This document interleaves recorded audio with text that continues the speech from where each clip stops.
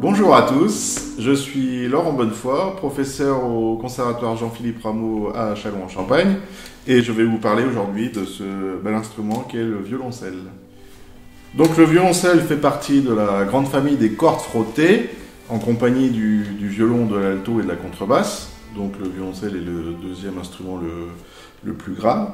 Et c'est un instrument qui a été... donc les premières traces remontent aux années 1550 avec le luthier André Amati qui a créé le premier violoncelle au XVIe siècle. C'est un instrument qui n'a pas trop évolué depuis parce qu'il était sûrement parfait dès le départ. Il y a plusieurs modes de jeu pour jouer du violoncelle. Un mode de jeu qu'on appelle le pizzicato, comme ça.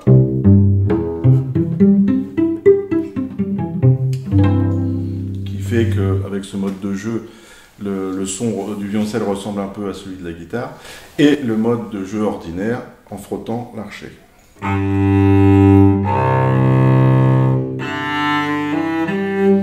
À cela, on peut utiliser bien sûr la main gauche pour fabriquer toutes les notes dont nous avons besoin. Donc on appuie les doigts de la main gauche pour changer la hauteur des sons du violoncelle. Voilà, là j'ai frotté tout le temps la même corde et j'ai pu, en mêlant toutes ces différentes techniques, on peut obtenir à peu près toutes les notes qu'on veut sur un violoncelle. Donc le violoncelle a ses quatre sons de base qu'on appelle les cordes à vide, que sont le Do, le Sol, Ré et La. Et il faut savoir que le violoncelle a une très très grande étendue, c'est pas aller de cette note-là la plus grave, environ celle-là. Voilà, dans le suraigu comme ça. Ce qui peut être intéressant, notamment dans le cadre des ensembles de violoncelle, puisqu'on a une très grande étendue et qu'on peut jouer beaucoup de répertoires avec des sons à la fois graves et à la fois aigus.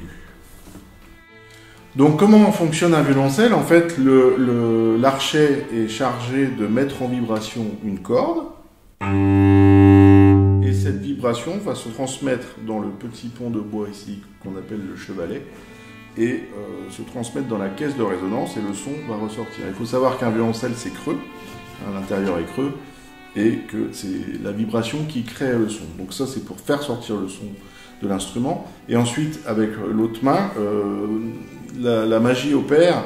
En fait, quand je joue une corde à vide, ma corde vibre entre le sillet et le chevalet, et quand je mets un doigt, la corde va vibrer entre mon doigt et le chevalet, ce qui fait que plus la zone qui vibre de la corde est courte, plus le son est aigu.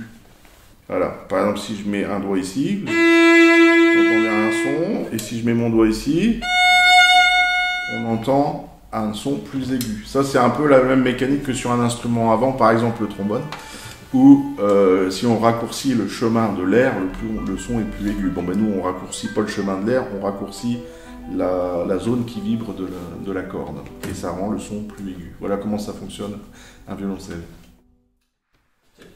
Je voulais aussi insister sur le fait qu'il existe plusieurs tailles de violoncelle. Puisque le violoncelle n'est pas réservé spécifiquement aux adultes, on peut apprendre à jouer le violoncelle à tous les âges. Hein. Moi j'ai des élèves de 6 ans. Et donc on utilise des petits instruments comme ça, qui sont adaptés à la taille des enfants.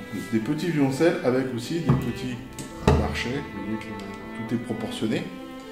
Et donc ça, c'est ce qu'on appelle un violoncelle 1/4. Il existe 4 tailles principales, on va dire. Le violoncelle 1/4, un des plus petits, le violoncelle demi, le violoncelle 3/4 et le violoncelle entier, celui qui est ici et qui correspond à la taille. Quand on commence à s'approcher de sa taille adulte, on peut jouer sur un violoncelle 1/4. Donc au conservatoire, on a des violoncelles à louer aux élèves.